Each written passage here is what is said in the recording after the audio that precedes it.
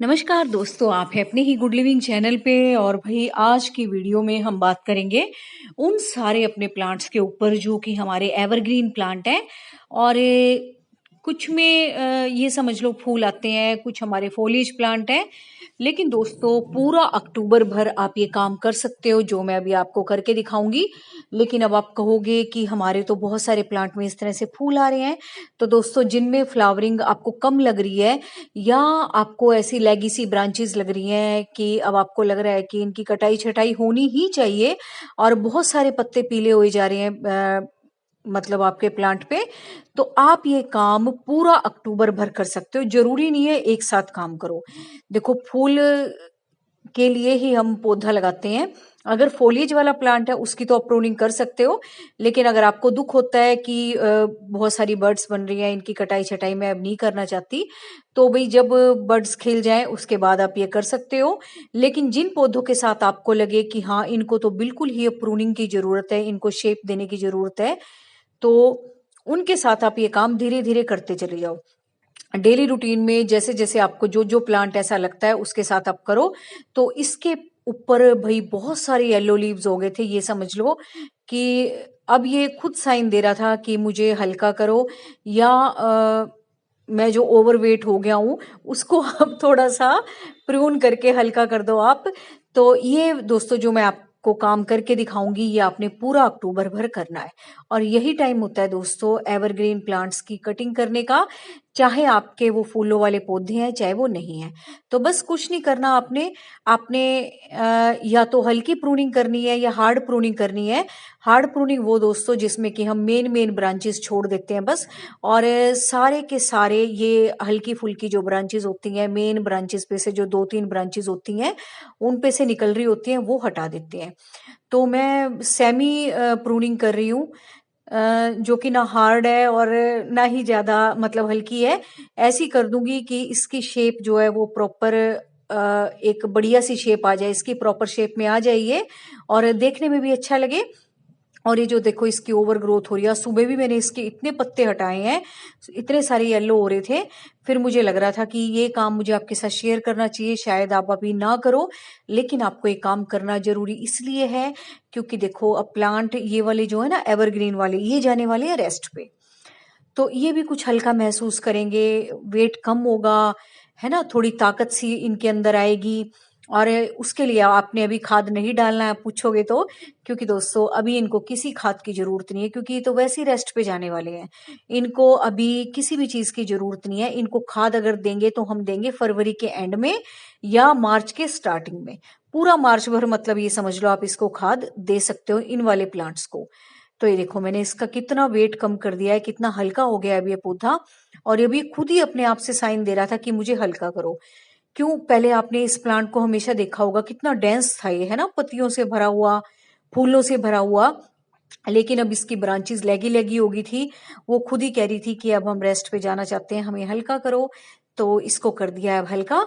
और उसके साथ साथ दोस्तों आपने जो मेन स्टेम है ना, अगर वहां से कोई ब्रांचेस निकल रही है वहां से भी आपने प्रून करना है। पहले ऊपर की कटाई छटाई करनी है, फिर आराम से आपने बैठ के इसकी जो मेन स्टेम है वहां से अगर कोई आलतू फालतू ब्रांचेस निकल रही हैं उनको भी आपने हटाना है।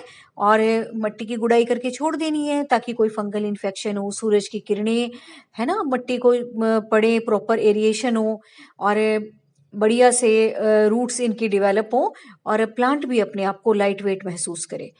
तो ये देखो ये वाली जो ब्रांचेस जो मैं बता रही थी ना आपको, ये मेन स्टेम के साथ है जो, इनको भी आपने हटा देना है धीरे धीरे। क्योंकि भाई मेरे एक हाथ में है कैमरा और दूसरे से मैं आपको करके दिखा रही हूँ, लेकिन आपने बड़ी तसल्ली से आराम से बैठ के करना है।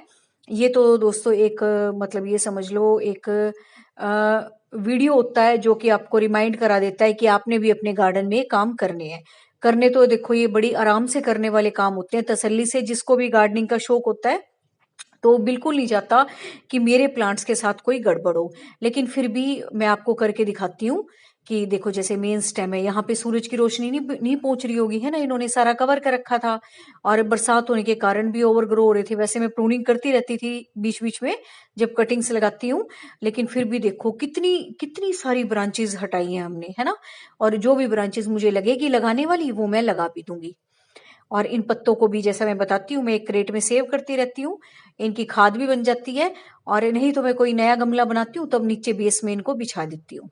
ये देखो, ये वाली जो स्टेम है, मेन स्टेम, यहाँ से अगर कोई ब्रांच निकल रही है उसको तो आप बिल्कुल हटा दिया करो।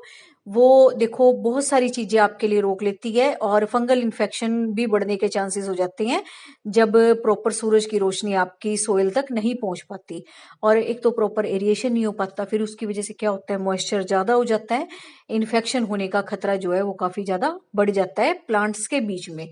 तो कोशिश किया करो कि प्लांट्स को नीचे से तो साफ रखो रखो, दूसरा एक ब्रांच के बीच में दूसरे ब्रांच की पत्तियां ज्यादा अंदर की तरफ ना घुले मिले, ताकि सबको सूरज की रोशनी प्रॉपर पहुंचे। और फिर आपने क्या करना है, बस गुड़ाई करके इनको छोड़ देना है। अभी खाद मत डालना इसमें, खाद वही हम मार्च में डालेंगे जब इनका ग्रोइंग पीरियड स्टार्ट होगा। अभी इनको किसी खाद की जरूरत नहीं है, डालोगे तब भी इनका यही हाल रहना है, और नहीं डालोगे तब भी वही रहना है, क्योंकि ये तो रेस्ट पे जाएंगे। तो अब आप तैयारी कर रहे होगे अपने सर्दियों के गार्डन की, तो नर्सरी में भी बहुत सारे प्लांट्स आ गए हैं अब सर्दियों वाले भी, आप चाहो तो वो परचेज कर सकते हो, नहीं तो आप खुद से वही बीज से उगा सकते हो। सर्दियों के बीजों को उगाने वाला वीडियो मैंने ऑलरेडी डाल रखा है। फिलहाल तो मैं नहीं उगा रही हूँ, क्यों नहीं उगा रही हूँ आप पूछोगे, कि हमारे यहाँ भी नर्सरी में बहुत अच्छे प्लांट तैयार हुए हुए ठीक रेट पे मिल जाते हैं।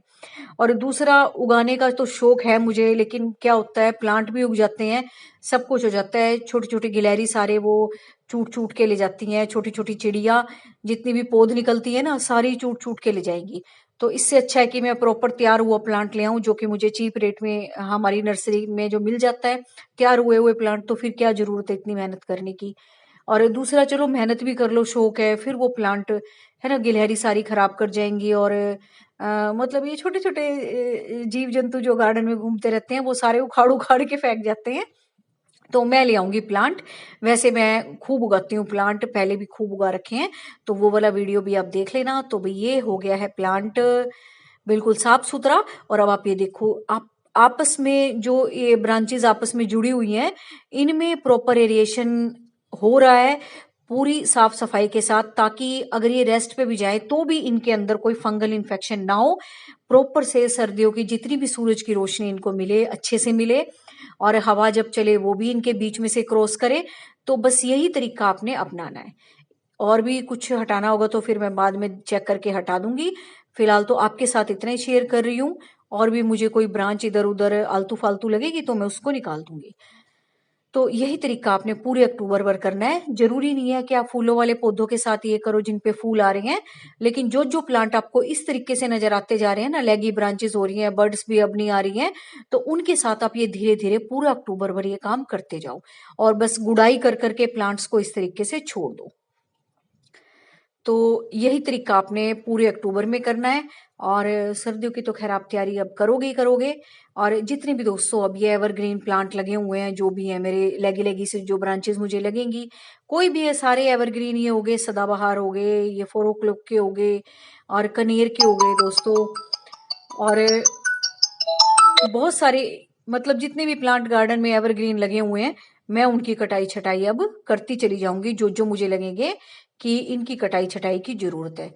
अब जैसे देखो, एस्पेरेगस की फर्न बहुत ज्यादा जो मुझे प्लांट्स नीचे आए हुए लगेंगे या ओवर शेप लगेंगे, उनको भी मैं शेप दे दूंगी।